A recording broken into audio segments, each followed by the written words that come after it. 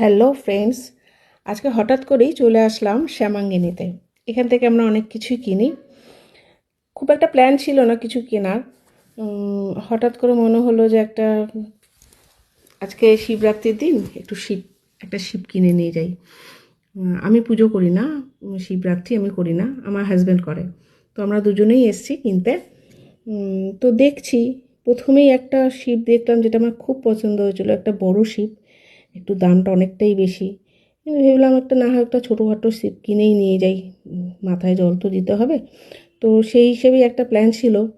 কিন্তু করতে করতে একটা দেখছি একটা তাম্রকুণ্ড কিনতে হবে। আমার শাশুড়ি মা বলে দিয়েছেন একটা তাম্রকুণ্ড কিনতে।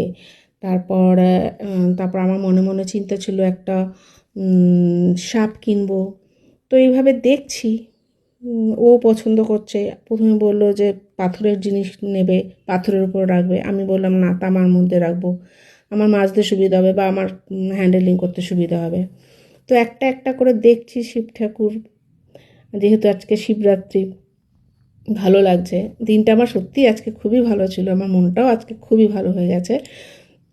তো দেখতে দেখতে অনেকটাই দেখলাম, কিন্তু শেষ পর্যন্ত সবথেকে যেটা বড় শিব আমার পছন্দ হয়েছিল সেটাই আমি কিনে নিলাম, যেটা এখানে এখন দেখানো হয়নি, আমি পরে দেখাচ্ছি। যে শিবটা আমি নিয়েছি। তো এগুলো দেখছি।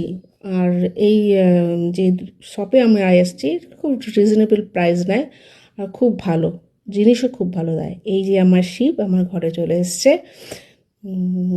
আজকে শিবরাত্রি, আমার হাজব্যান্ড পুজো করবে।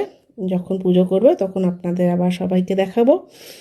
ওম নমঃ শিবায়। সবাই ভালো থাকবেন, সুস্থ থাকবেন বলে ভিডিওটা আজকে শেষ করলাম।